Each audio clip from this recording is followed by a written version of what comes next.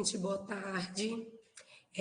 Como o Djalma já me apresentou, eu me chamo Thaisa, sou nutricionista, sou formada há quase 14 anos, com maior tempo de atuação na atenção primária, na APS, do município que fica aqui na região metropolitana de Fortaleza, que é o município de Caucaia, aqui no Ceará. E eu comecei atuando no antigo NASF, né, que foi extinto, atualmente na Emult, e estou aí até hoje.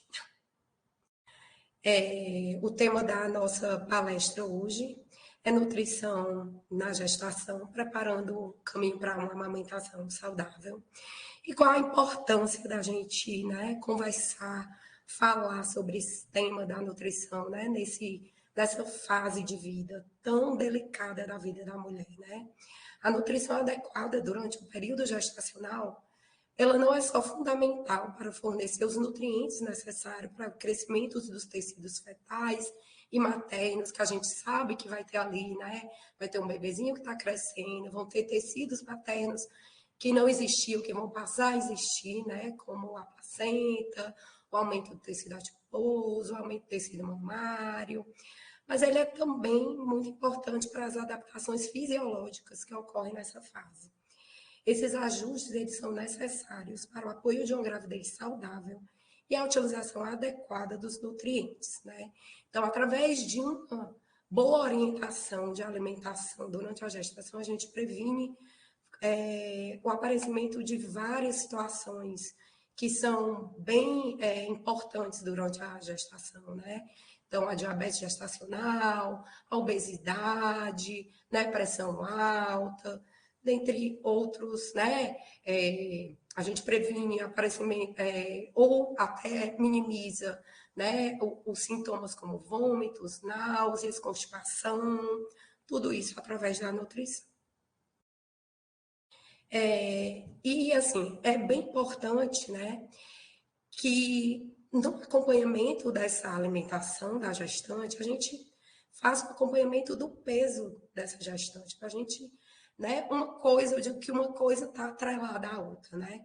A gente precisa saber como está essa alimentação para a gente saber como é que está esse ganho gestacional, esse ganho de peso gestacional. E uma coisa que eu gosto muito de conversar com as gestantes quando elas chegam até mim, numa primeira consulta, né? É falar da onde é que vem esse peso, por que, que é importante ganhar peso, né? Mesmo que essa gestante ela chegue obesa para mim, ela vai ganhar peso, né? E da onde é que vem esse peso que ela ganha? Então, assim, eu acho essa figura bem didática para a gente mostrar, para a gente entender de onde é que vem, né? Esse ganho de peso, né? Do aumento do volume sanguíneo circulante, do aumento do tecido adiposo, do aumento do tecido mamário, do aumento do tamanho do útero, né? Então, dentre outros tecidos, né, que vão ganhos de peso que vão, né, aumento, né, do líquido amniótico, do próprio bebezinho que está crescendo ali. É importante a gente mostrar, esclarecer para essa gestante, né, da onde é que vem esse ganho de peso. E a avaliação do ganho de peso gestacional é uma prática, né, que que os profissionais que trabalham com o pré-natal da gestante, eles já têm costume de acompanhar, né? Essa avaliação do ganho de peso, né? Esse gráfico do acompanhamento de peso nutricional, ele é o gráfico antigo que eu coloquei aqui para a gente, né, dar uma olhada e observar as principais mudanças com relação aos novos gráficos adotados, né? Esse gráfico era o gráfico que tinha na antiga caderneta da gestante, que inclusive lá no meu município ainda é o que é utilizado, a nova caderneta ainda não chegou. Como é que a gente trabalhava dentro desse gráfico, né? A gente aferia o peso pré-gestacional, né? A gente consulta com a gestante, ou se lá dentro do prontuário a gente tiver algum registro de peso recente dessa gestante, de antes da gestação, também está valendo. Faz o MC junto com a altura dessa gestante. E aí a gente classificava essa gestante como obesa sobrepeso, peso adequado e baixo peso. E aí a gente, cada atendimento de pré-natal, fazia o IMC dessa gestante e colocava ela dentro dessa curvinha para ver como é que estava, né? Se ela continuava, se ela estava lá na obesidade, ou se ela baixou um pouquinho, como é que estava, né? Até 2022, não havia uma curva de ganho de peso para a população brasileira. E o Ministério da Saúde adotava esse gráfico, né? Que é a curva de MC de Atalar, ou as recomendações de ganho de peso do IOM. Porém, né, a partir de um estudo realizado com em torno de 7 mil mulheres aqui no Brasil, foi um compilado de 21 estudos que fazem parte do Consórcio Brasileiro de Nutrição Materna e Infantil, foram criadas as curvas e recomendações para mulheres brasileiras, para gestantes brasileiras, né? E essas curvas, elas foram validadas em uma oficina de trabalho realizada em Brasília em junho de 2020 e adotadas pelo Ministério da Saúde a partir de 2022. Né? Essa figurinha é a nova cara da caderneta da gestante. Essa primeira paginazinha é para a gente colocar qual o peso pré-gestacional, a altura da gestante, e já definir se aquela gestante ela iniciou a gestação dela com baixo peso, com peso adequado, com sobrepeso ou com obesidade. Essa classificação para as novas curvas adotadas pelo Ministério da Saúde, elas são muito importantes. Por quê? Porque a partir da definição dessas novas curvas, a gente vai ter um gráfico de acompanhamento de ganho de peso dessa gestante conforme a situação nutricional dela no início da gestação, né? Então, se ela é uma gestante que iniciou com baixo peso, a gente vai acompanhar nesse primeiro gráficozinho. Vocês podem observar, né? Aqui nessa primeiro slide eu tenho o gráfico de mulheres que iniciaram com baixo peso e com eutrofia. Dentro do gráfico, a gente vê que nós temos o ganho de peso cruzado com as semanas gestacionais, que é diferente do que a gente tinha lá no antigo, né? Que era o IMC cruzado com as semanas gestacionais. Aqui a gente vai avaliar ganho de peso por semana gestacional ou por trimestre de gestação, certo? Então, só para a gente entender um pouquinho aqui, o ganho de peso da gestante, ele vai ser ideal sempre nesse espaço que está mais escurinho dentro de cada gráfico, e para cada classificação inicial vai ter um ganho de peso adequado. Então, assim, uma gestante que iniciou com baixo peso, ela deve chegar lá até o final da gestação com ganho de peso de 10 a 12 quilos. Enquanto que uma gestante que iniciou com um peso adequado, o ganho de peso dela deve girar ali em torno de 8 a 12 quilos. E isso vai mudando conforme a classificação nutricional da gestante. Se a gestante iniciou com sobrepeso, o ganho de peso dela lá vai girar em torno de 7 a 9 quilos, e se for uma gestante obesa, em torno de 5 a 7 quilos.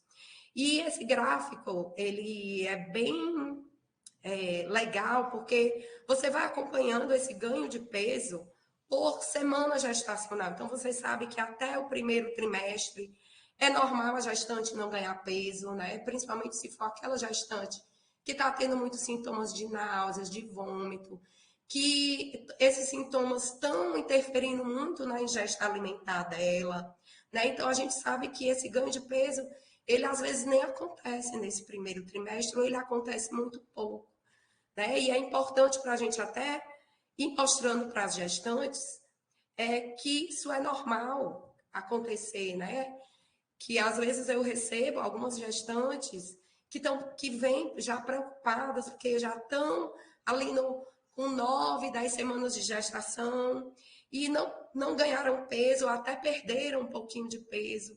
E aí, né, a gente já aborda essa gestante, já acalma essa gestante, falando para ela, questionando, vendo como é que está, né, os sintomas que elas estão tendo, se está interferindo, como é que está a ingesta alimentar dela, né? E aí, para esclarecer para essa gestante que isso é normal e esperado no primeiro trimestre. Assim, o aumento adequado de peso da gestante, ele deve ser estimulado através de orientações para uma alimentação nutritiva e variada em nutrientes importantes para esta fase. Então, é como eu disse, o ganho de peso ele está completamente atrelado à ingesta alimentar, à qualidade de alimentação dessa gestante. Porque não adianta eu estar lá vendo que o gráfico dela está tendo um bom ganho de peso, se essa gestante está tendo uma má qualidade nutricional dessa ingesta alimentar.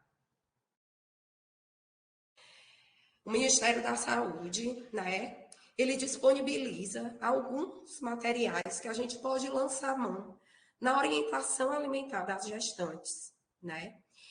Um deles é o Guia Alimentar para a População Brasileira. Né? Esse guia ele foi lançado em 2014, é um guia bem completo, que ele aborda não só a importância do que comer, da qualidade de alimentos, mas ele aborda também a importância do como eu como, a importância do resgate da cultura alimentar, do resgate de preparações culinárias, familiares ou regionais. Ele traz muito isso.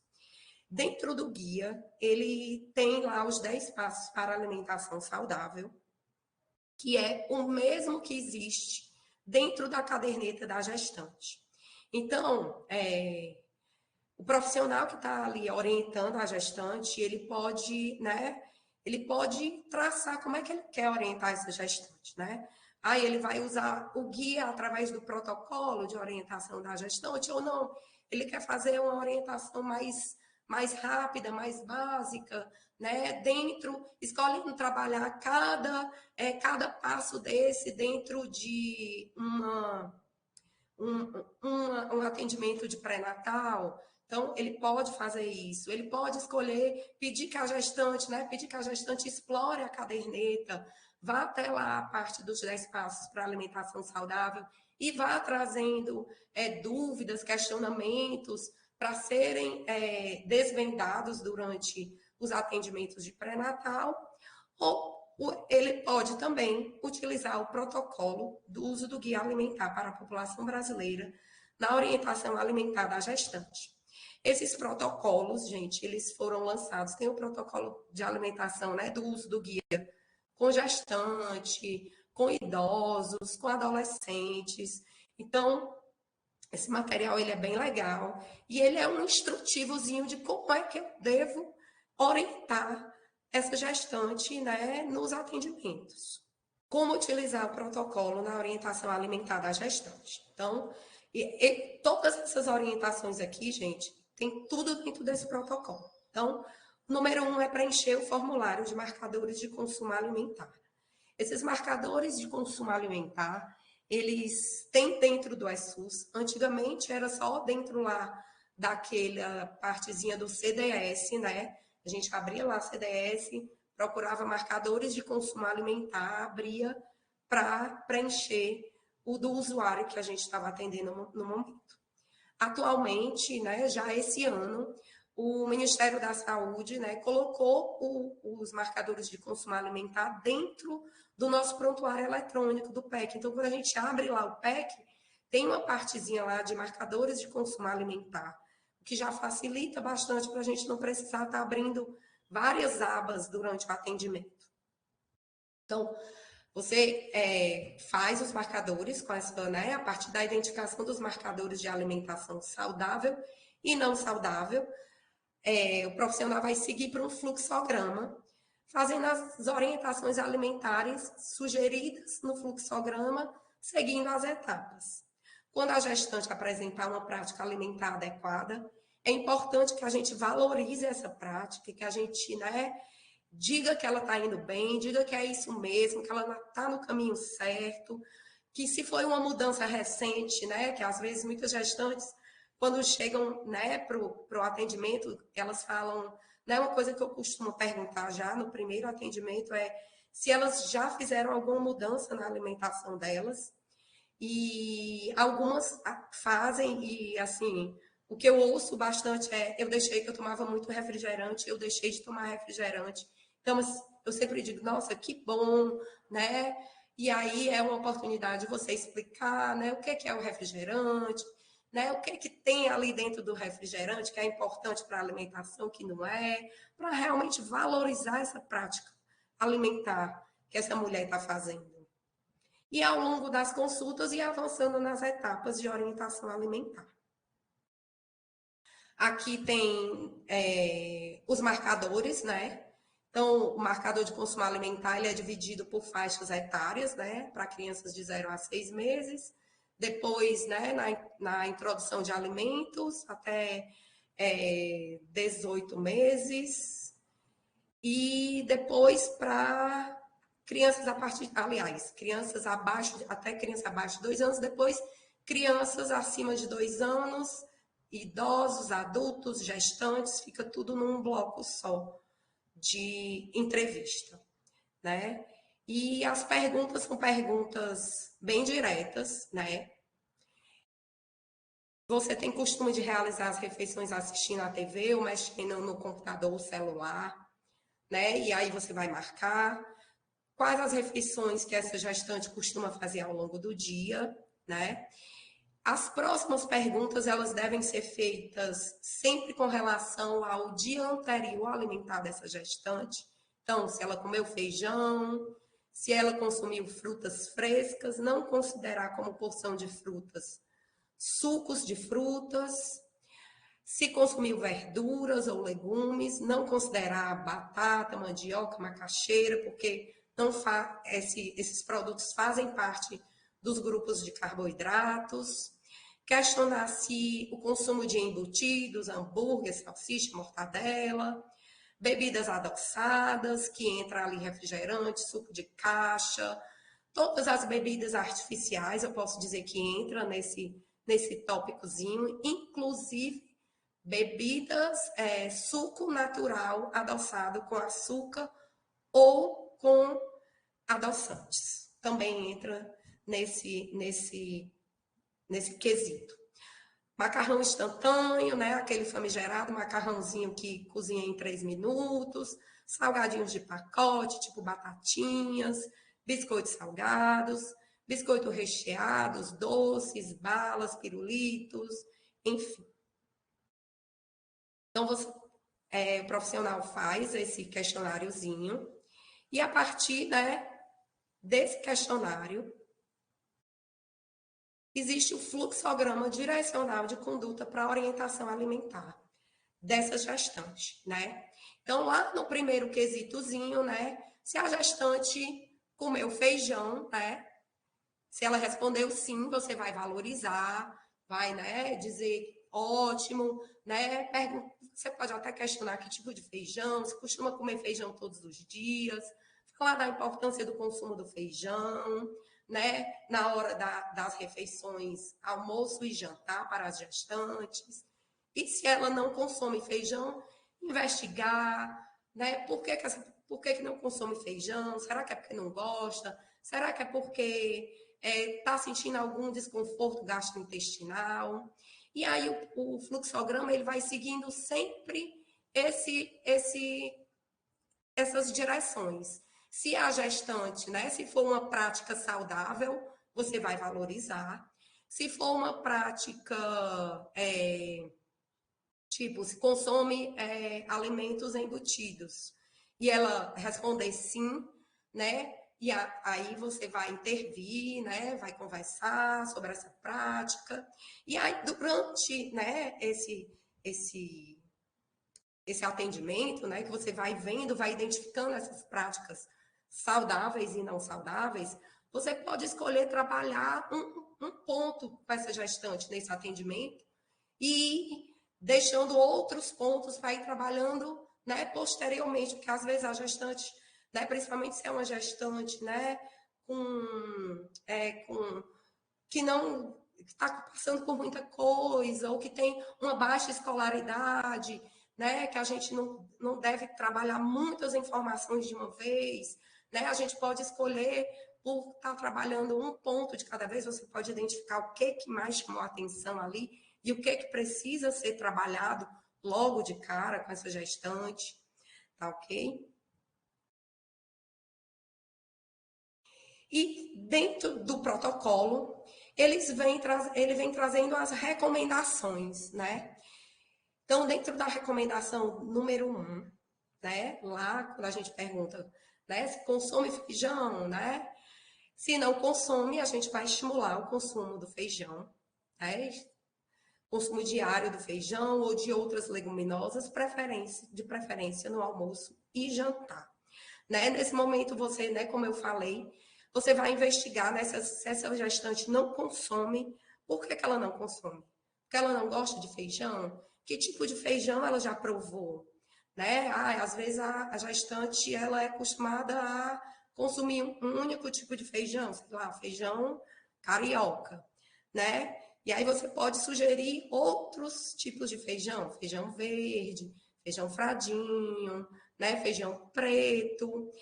Pode sugerir outros tipos de leguminosas. Aqui no Ceará, né, depois do feijão, outra leguminosa que a gente percebe que é bastante consumida é a fava. Ela parece um feijão grandão, né? A lentilha, grão de bico, ervilha, já é muito raro a gente ver, principalmente na minha realidade, a gente vê o consumo dessas leguminosas, mas são leguminosas que podem estar sendo estimuladas com substitutos do feijão também. Outro ponto é observar como é que, né, se é por conta de um desconforto gástrico, né, observar como é que essa gestante ela está preparando esse feijão, né? A gente sabe que o feijão, né, a gente pode reduzir os compostos gases formadores que vão causar esses desconfortos gástricos, fazendo um remolho de um dia para o outro, né? A gente pode botar de molho num dia à noite, coloca na geladeira no outro dia, despeja essa água, troca de água para cozinhar, ou fazer outros tipos de preparo, fazer no baião de dois, fazer bolinha de feijão, né? Fazer bolinhos de feijão, né? E vendo junto com essa mulher com base, né, nas experiências, né, de alimentação que ela tem da região, da família, né, familiar, que as pessoas, elas, às vezes, doutora, às vezes, quando eu era pequena, eu consumia feijão fazendo moleque, que o que é, né, para quem não entende, é fazendo um bolinho de feijão com a mão, né, às vezes fica mais interessante, né, esse consumo remete lá à memória, né, de quando você era criança, às vezes era o avô que fazia, ou um tio. Então, você pode resgatar essas memórias culinárias também, de preparações, de apresentações de prato com essas gestantes. Na recomendação número 2, né, oriente que evite o consumo de bebidas adoçadas, né? Então, você vai lá, né, tem lá o quesitozinho lá, né, se consome, né, sucos, né, e a gente vai verificar, né, que tipo de suco é esse. É um suco de fruta adoçado com açúcar, né? Às vezes elas falam, não, mas o suco que eu tomo é um suco adoçado com açúcar. E aí a gente vai, né, chamar a atenção, né, para o consumo de açúcar, né? Para evitar, que a gente deve evitar, né, o consumo adicional, né, do açúcar branco, que é esse açúcar de mesa, né? Às vezes algumas perguntam, não, eu estou consumindo aquele açúcar preto, ou açúcar demerara, ou estou consumindo mesmo adoçante, né? Então a gente deve, né, esclarecer que açúcar é açúcar, não interessa se é branco, preto, demerara, e adoçante, né, ele deve ser evitado por gestantes, por conta de estudos insuficientes, né, com relação, né, ao uso de adoçantes com gestantes, para evitar, né, para a gente treinar o paladar dessa mulher, para que ela se desacostume desse sabor mais adocicado. Com relação às bebidas artificiais, né, a gente deve realmente desencorajar o consumo no dia a dia, gente. E isso, né? Isso não quer dizer se essa gestante vai ali para um aniversário, ela não pode tomar um pouquinho de refrigerante, mas você vai sempre encorajar que, em vez do refrigerante, experimenta, se tiver um suco natural, deixa o suco natural, né? Então, você vai sempre procurar as opções e encorajar as alternativas mais saudáveis, né? Mais naturais, mais in natura, certo? E estimular o bom consumo de água, água de coco, água saborizada é uma boa estratégia para a gente estimular o consumo de água, às vezes, de gestantes que não gostam muito de tomar água, né? O que é água saborizada? É pingar umas gotinhas de água ou de limão na água, ou colocar umas rodelas de limão, ou umas folhinhas de hortelã, saborizar a água de alguma maneira. A recomendação número 3, oriente que se evite o consumo de alimentos ultraprocessados, e aí a gente vai entrar com embutidos, né, macarrão instantâneo, salgadinhos de pacote, bolacha salgada, recheados, né?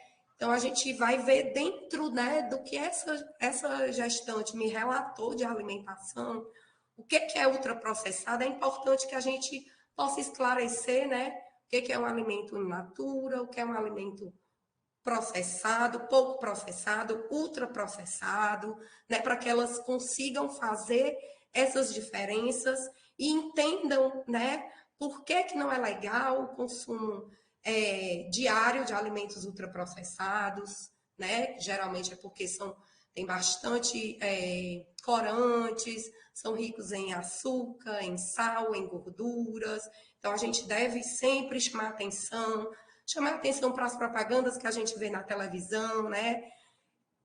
Desses produtinhos, né? Que às vezes elas trazem alguma coisa, né? Principalmente elas trazem muito, né? Daqueles tabletezinhos para temperar a comida, né? Que tinha uma propaganda aí que dizia, né? Que era colocar amor na comida, né? Então a gente tem que ir esclarecendo, né? E, né? Vendo dentro da realidade, né? Dessa gestante, o que é possível para ela, né? Porque às vezes a gente não vai conseguir tirar tudo, a gente vai trabalhar com redução de danos mesmo, né? Então, a gente vai vendo dentro da realidade desse usuário, né? Dessa gestante, o que é possível para ela, o que se encaixa na realidade familiar dela, na realidade de renda dessa família. A recomendação número 4, orientar o consumo diário de legumes e verduras, né? Então, sempre vendo, né? O que tem disponível nesse território, o que é possível para essa família, se tem hortas municipais perto. Lá no meu município eu não tenho, mas no município onde eu moro tem hortas municipais, né? Fortaleza tem. Mas tem uma localidade específica da onde eu trabalho que tem hortas, né? Porque eles vendem muitas verduras para para estabelecimentos comerciais, tá certo? E aí a gente já pode, né, ver o que está na época, o que a gente pode lançar a mão. Tá na época da manga, né, tá na época do caju, então lança a mão do que está na época e do que é mais acessível para esse usuário. Do mesmo jeito, né, com as frutas, né? Eu falei naquela hora das verduras e dos legumes, então do mesmo jeito as frutas, né? Vendo sempre qual é a realidade dessa família, o que é possível, né? Orientando como é que eu posso, né? Preparações, né? Eu já passei lá da parte das verduras, mas preparações que eu posso fazer com verduras e legumes, como é que eu posso adicionar dentro da minha alimentação, eu posso adicionar dentro do arroz, eu posso adicionar dentro do feijão, eu posso adicionar dentro de alguma carne, eu posso fazer um omelete recheado com verduras, com as frutas também do mesmo jeito, eu posso preparar uma salada de frutas, eu posso adicionar frutas na minha salada, né? Eu posso ter frutas desidratadas para um lanche rápido fora de casa também. 10 minutos. Ok. A recomendação número 6. Oriente que a gestante coma em locais adequados e com atenção. Então, essa recomendação, eu digo que ela é tão importante como todas as outras que a gente passou, né? Porque tão importante como o que eu como, qual a qualidade nutricional da minha alimentação, é a forma como eu estou me alimentando. É a atenção que eu estou dando para essa alimentação, né? Se no momento da minha alimentação eu estou usando telas, se eu estou me alimentando sozinha, ou se eu estou ali comendo rápido, né? A gente sabe que às vezes tem gente que trabalha e não tem muito tempo ali para o momento das refeições. Esse é um momento também da gente esclarecer que é um direito do trabalhador, né? Ter esse momento. Então, sempre chamar a atenção da gestante para observar, para estar presente, para saborear a alimentação, mastigar bem, comer devagar, né? Eu sempre gosto de falar, quando a gente recebe uma visita, a gente prepara a mesa, coloca os nossos melhores talheres, né? Os melhores pratos. E para a gente, às vezes, a gente faz de qualquer jeito. Então, a gente deve nos valorizar. Momento da alimentação, momento de autocuidado, de cuidado com a família, né? De promoção, né? Quando a gente orienta, né? Uma gestante, é um momento também dela levar, né, essas orientações para a família, né? Tem algumas orientações adicionais também nesse protocolo, gente. Sempre é com base no que a gente tem orientar mais a gestante, né? O que é importante, mais importante, né? Então, o consumo de vísceras, por conta do ferro e da vitamina A, consumo de água potável no intervalo das refeições, né? Por conta lá, né, da circulação sanguínea aumentada, irrigação do útero, da placenta, consumo, né, de fontes aí, eu vou colocar aqui consumo de fontes de ômega 3, porque as fontes de ômega 3 não são só peixes, né? Na nossa realidade, peixes como a sardinha e o salmão. Algumas gestantes, né? A gente vê mais na rede particular suplementando o ômega 3, mas a gente pode orientar consumo de abacate, consumo de azeite de oliva extra virgem, de chia, de linhaça, que também tem ômega 3, né? Para gestantes que têm muito desconforto gastrointestinal, né, gástricos, de náusea, de vômitos, orientar, né, fazer orientações de ajustes nessa alimentação, né, até maior fracionamento, para reduzir o volume do consumo em uma refeição, modificar a consistência da alimentação. O consumo de pequenos lanches também é importante entre as principais refeições, para evitar que essa gestante tenha desmaios. Higienização é uma coisa super importante da gente chamar a atenção, né? Principalmente no consumo de alimentos crus ou com casca. Ingestão segura de cafeína, né? Não é proibido tomar café, mas existe um limite ali do consumo de café e de alguns tipos de chá. Os adoçantes que a gente deve desencorajar durante a gestação, né? E, né, por que que tudo isso, né, é importante, né, não só para o curso de uma gestação saudável, porque quando eu tenho uma boa orientação dessa gestante, né, eu vou fazer com que ela leve essas orientações para a família e que ela leve ao longo da vida dela. E a amamentação, ela é a primeira experiência que o bebezinho vai ter de saborear os sapores dos alimentos que ele vai experienciar lá na introdução de alimentos. Então, se essa gestante ela tem né, um bom consumo de frutas, verduras, de alimentos in natura, pouco processados, o sabor desse leite vai ser diferente do sabor do leite que uma mãe que consome muitos alimentos industrializados vai ter. Então, eu já vou estar, né, sensibilizando essa criança para aceitar melhor a alimentação in natura. Então, eu vou facilitar a introdução de alimentos, né, a alimentação dessa criança na infância, na adolescência, na idade adulta, até lá a fase de idosos, e dessa forma, né, eu vou ter um grande aliado, né, na redução aí das nossas diabetes, hipertensão, dislipidemia, e é isso, gente. Vamos lá. Primeiro, o pessoal havia perguntado se o material vai ser disponibilizado, né? O PowerPoint, aí, os slides em PDF. Só para já responder.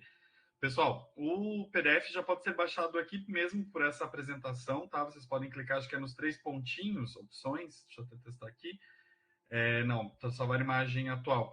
Acho que a Gabriela colocou embaixo ali, a Gabriela inseriu o link ali onde o material fica disponível depois, né? Lá no repositório da UFSC.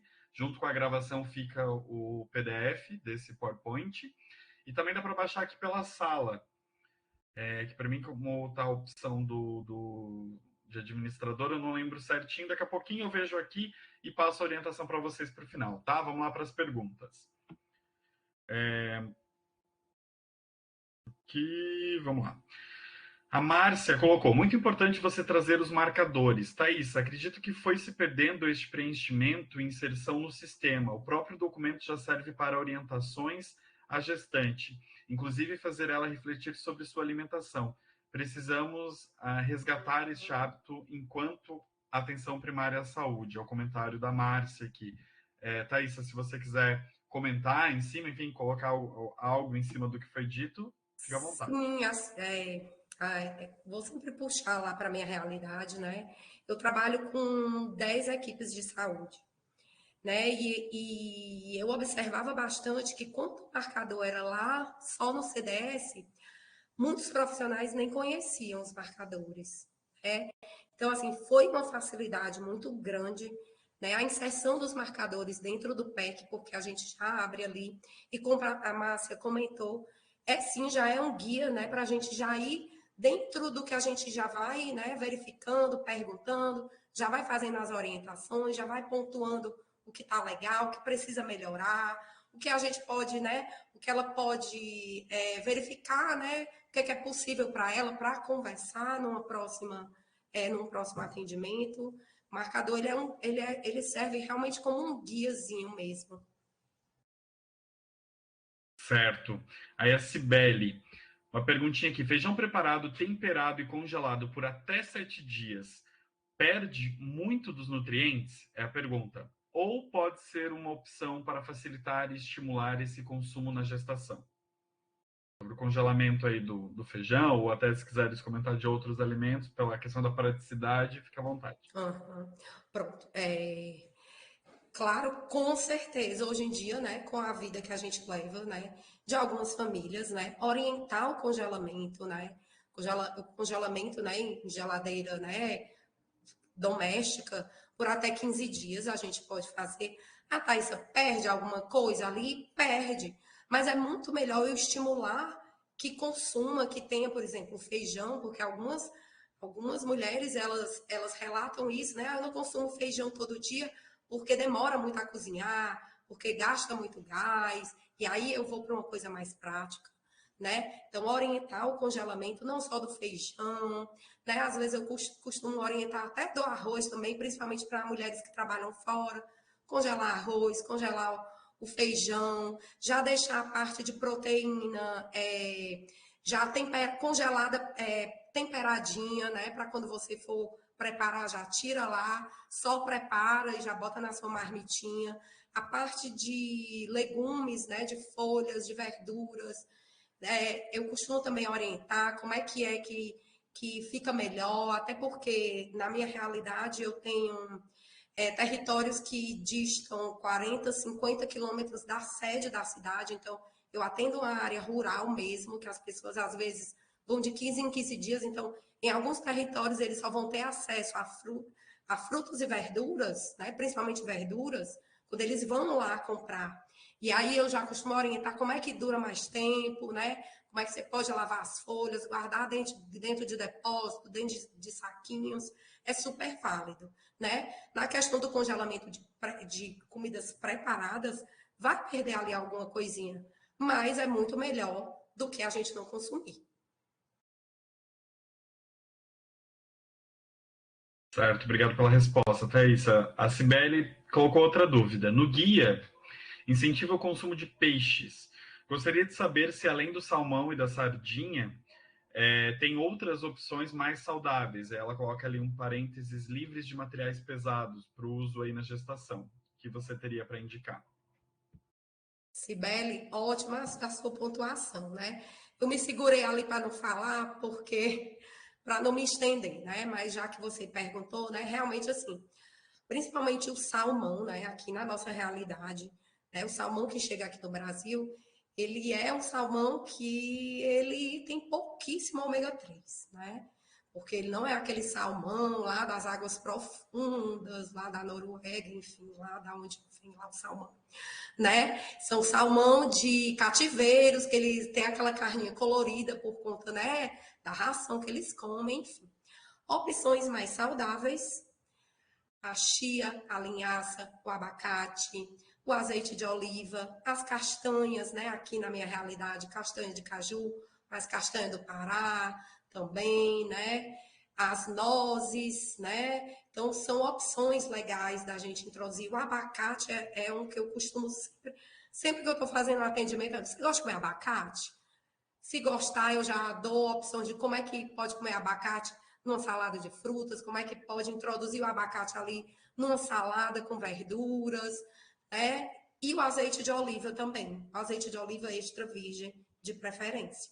Também é bem importante, né? A gente orientar que pode ser qualquer marca, que eles podem experimentar várias marcas, né? Porque às vezes eles diferem um pouquinho, às vezes tem uns, não, eu experimentei, não gostei, você experimentou outra marca, né? Então você pode estimular esses outros alimentos também. Algum tipo de alimento que a gestante consuma que cause a cólica posteriormente no recém-nascido, que influencie nisso? Aí diz que a Márcia, que é quem mandou a pergunta, diz que é uma pergunta bastante constante, frequente, né, nas consultas. Se tem algum alimento que aí vai provocar, né, ou dar uma predisposição maior no recém-nascido ter cólicas.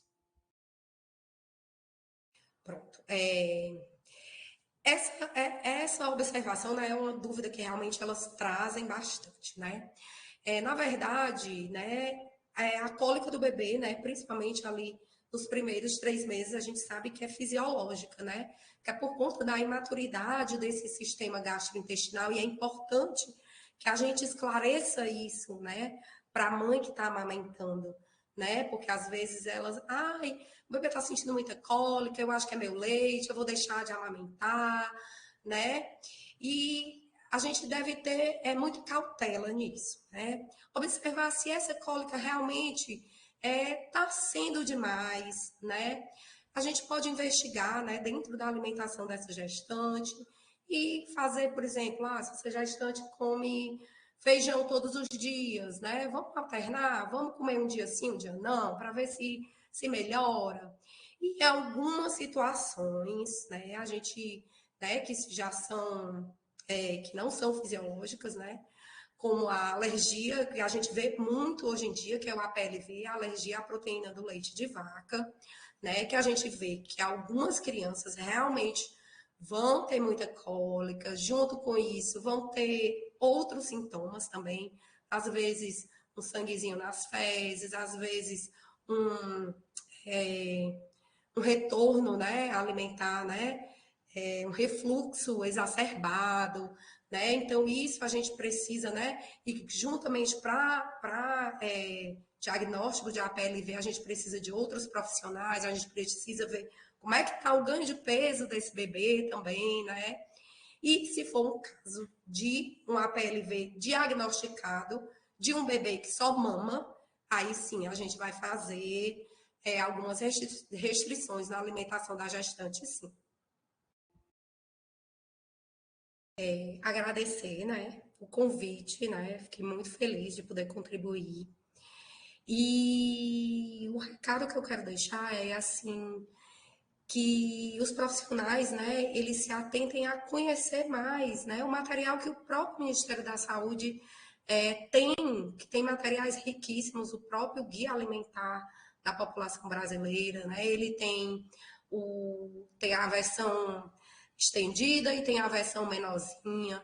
É um material até para você indicar para algum paciente, né, acessar, dar uma olhada, né? Tem o guia alimentar para criança menor de 2 anos, tem os protocolos, né? A própria carteira da gestante é importante, né? Às vezes elas têm ali a carteira e nunca exploraram, nunca viram o que tem ali dentro. Já tem algumas orientações básicas, né? E sempre chamar a atenção para que a alimentação, né? O que a gente conversou aqui, né? É a alimentação, aquela alimentação que é para ser praticada no dia a dia, né? Na minha rotina alimentar, né? Isso não quer dizer que eu não posso ir num fim de semana, comer num aniversário, comer um salgadinho ou comer uma fatia de pizza, mas que em tudo a gente tem que ter bom senso e que a gente tem que dar o devido espaço que a alimentação merece na nossa vida, né? E que ela é importante em todas as fases do curso de vida, né? Ela é importante, né? Eu costumo dizer, a gente tem chá de revelação, tem comida, nascimento tem comida, aniversário tem comida, e hoje em dia até velório tem comida, né? Então, comida, ela está presente na vida da gente em todas as ocasiões, né? Então, a gente tem que chamar a atenção das pessoas, né? Para boa alimentação, para evitar, para ter um senso crítico também, né, com propagandas, né, principalmente com as gestantes, com essa questão da alimentação infantil, das fórmulas infantis, né, da utilização de mistura para mingau. Então, eu acho que o pré-natal é um momento também da gente ir trabalhando também essas outras questões, né, de dúvidas com relação à amamentação, né, questionar a mulher se é do interesse dela amamentar, né? Que isso é importante a gente verificar isso e esclarecer qual a importância da amamentação e sempre que possível ela trazer algum familiar junto para o pré-natal, companheiro ou companheira, mãe, sogra, para todo mundo estar envolvido aí. Eu acho que falar de alimentação, não tem como a gente falar de alimentação e não envolver a família inteira.